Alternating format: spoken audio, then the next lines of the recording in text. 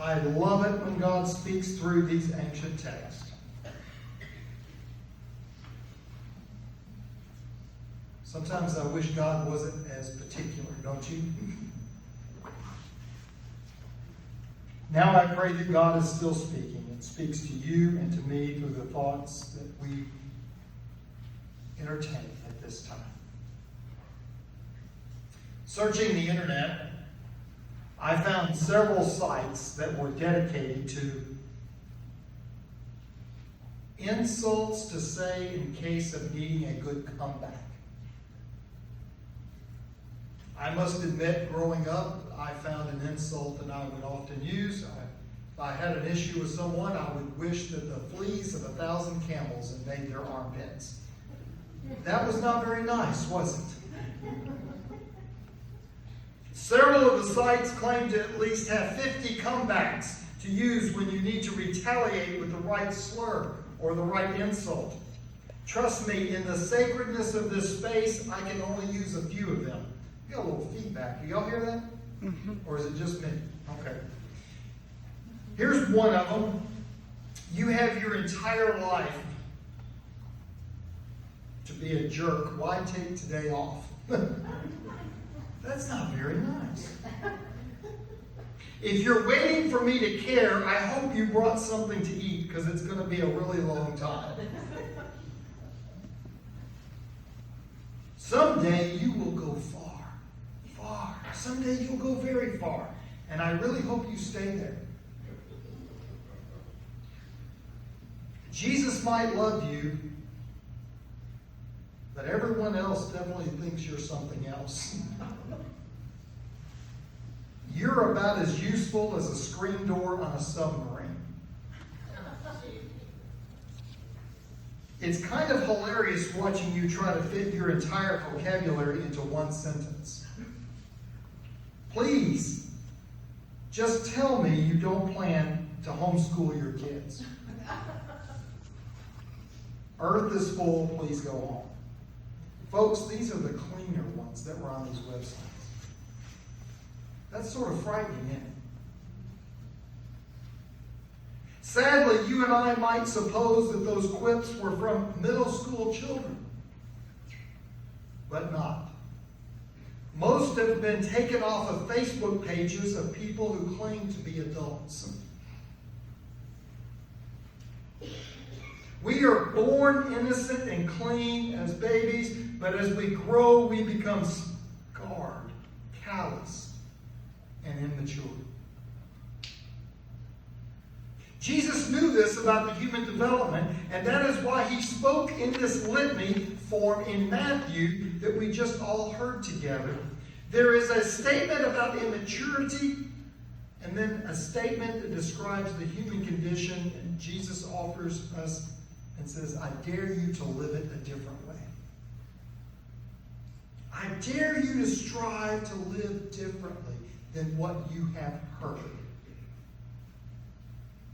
I dare you to live a higher kind of social and spiritual responsibility. Do you and I even know anyone who lives by the mantra of an eye for an eye and a tooth for a tooth? Do you and I know anyone who lives by the law of retaliation? Truth be told, when someone does something terrible to us, we are likely to want to punish that person, to lash out at them, to make them hurt as much as we hurt, to seek retribution and retaliation. If we had the power, we might be tempted to send that person to jail. Go to jail, do not pass go, do not collect $200. Or even more vindictive, we might wish we had the power to send them straight to hell. But do we recall what Confucius said? Confucius said, if you devote your life to seeking revenge, you better dig 2 graves. This type of lifestyle consumes people. A life of seeking revenge or a life dedicated to spreading hate is a life that is lost and wasted. Martin Luther wrote some powerful words.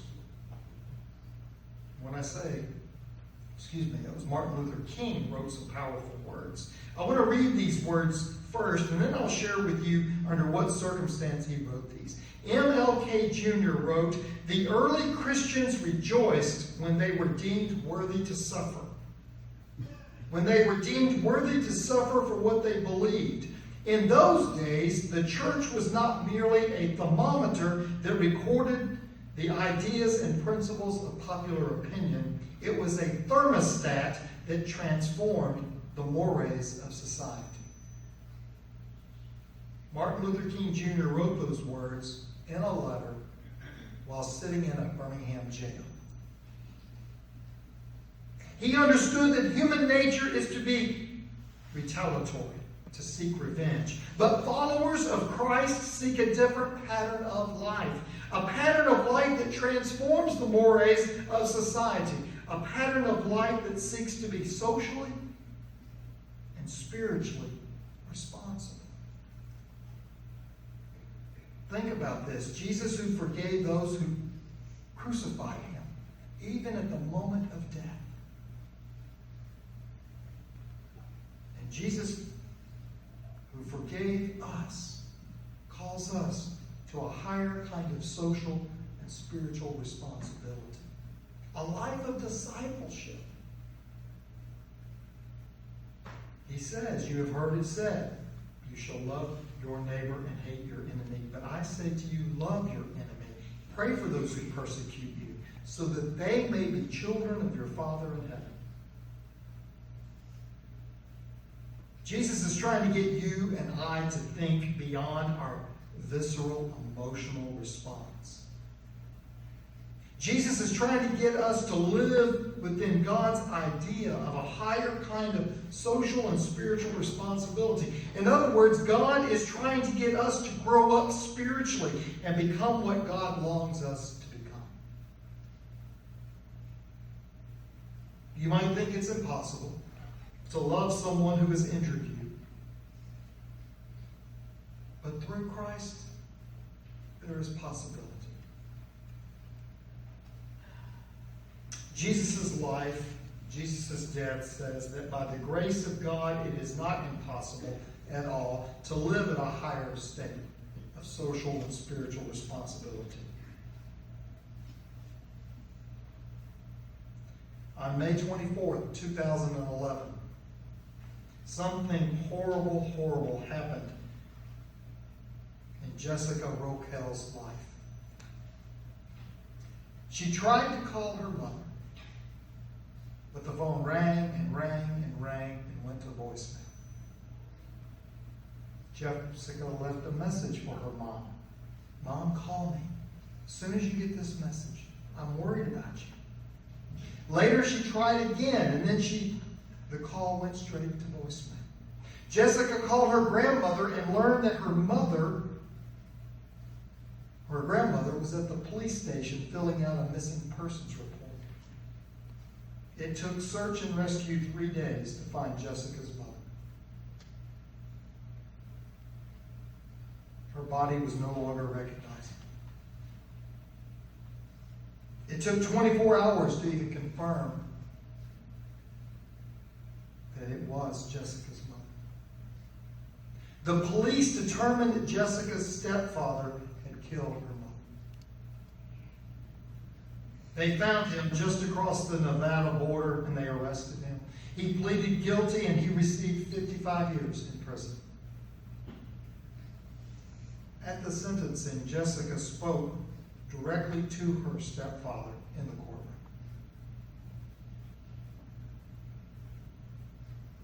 What would you and I have said under those circumstances?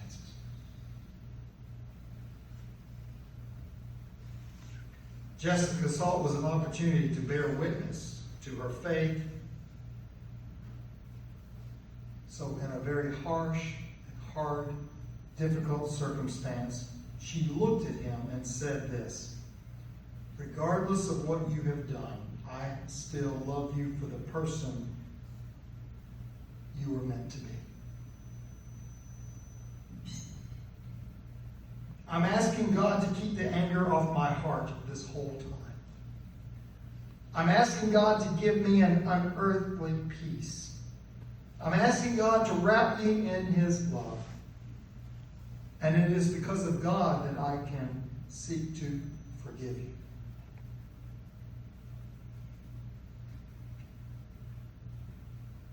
Those are her words, not mine. There's a 6.5 minute clip on YouTube you can watch if you would like. I will post it later on the church website.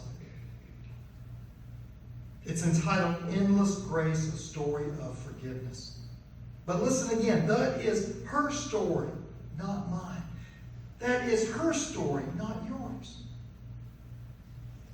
But it does beg the question, what would my story be and what will my story be? What is your story? How have you and I grown in our faith so that we live a higher kind of social and spiritual responsibility because Jesus taught it, Jesus lived it, and then Jesus asked us to follow in His footsteps? After calling us to love others as God has loved us, Jesus said in the closing parts of Matthew, "Be perfect, therefore, as your heavenly Father is perfect." I don't know about you, but when I hear "be perfect," I say, whoops, you got the wrong guy. I might be a lot of things, but I will never, ever be perfect. But this is one of those times when knowing a little bit of Greek helps. The New Testament, written in Greek, the Greek word that is translated perfect in our Bible is teleos, which might be better translated as mature, or whole, or complete. As in, he's a really complete person now, or she is a really complete person now. All of those words, mature or whole or complete, speak of a person who has risen above the crowd, who has reached a higher kind of social and spiritual responsibility. The type of person that you look within them and know their faith is deep and their faith is wide. So Jesus tells us how to become that kind of person. A teleos person, a mature, a whole, a together, a thoughtful, kind, and forgiving person. He says if you want to be a teleos person, here's what you do. It's found on the front of our bulletin cover. Look at these words. This is what we can do to become a complete person. Love your enemies. Do good to those who hate you. Bless those who curse you. Pray for those who mistreat you. They're not easy. But there's an invitation for us to do them. These things will help you and I to become teleos. And we will will show that we have already started becoming teleos as we integrate them into our lives. One of the things that we can do to live a higher kind of social and spiritual responsibility, Jesus says, love your enemies. You might think that is crazy, impossible, but it's not. Jesus isn't asking us to feel affection for our enemies. That would be impossible. The Greek word Jesus used here, it has to do with the kind of love that the Greeks call agape. Agape is an action kind of love. A person with agape love might not feel deep affection for someone, but will act in a loving way towards them. One example of the way that we might act towards our enemies, Jesus suggests, is pray for them. Why should we do that? For one thing, it might change us.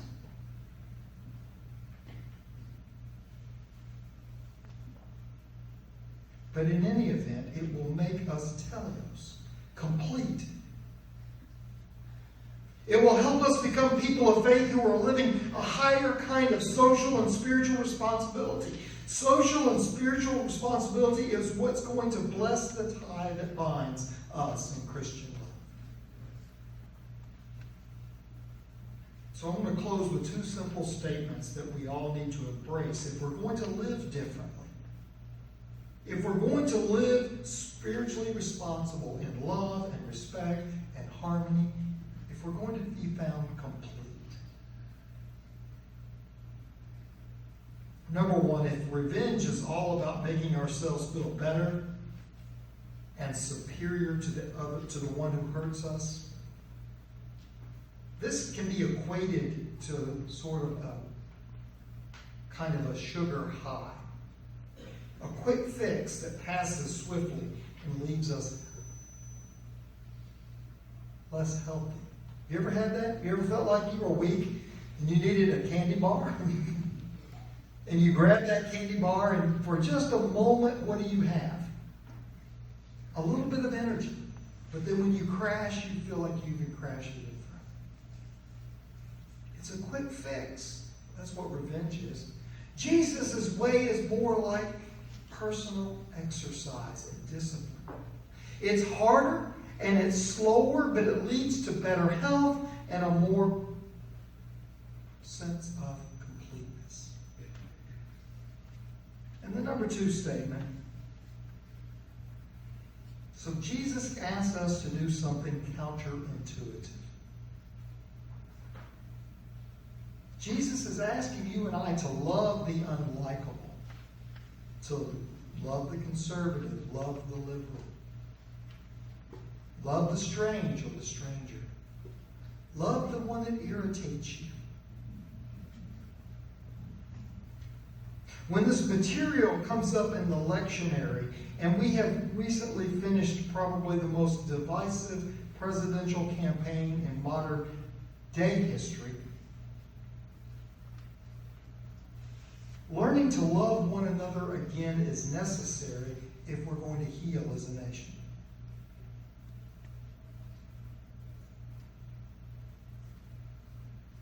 We're not a very lovable nation right now. In fact, everyone thinks they are right, and so very few are willing to look across the aisle and love their enemy. Do good for the person who hates you. Very few are able to say, I want to bless the person who's cursing me at this moment. Very few of us say, I'm going to pray for that other person, even the person that mistreats me. Remember that Jesus knows that we are born innocent and clean, but as we grow, we become callous, immature, scarred. But Jesus wants us to be complete.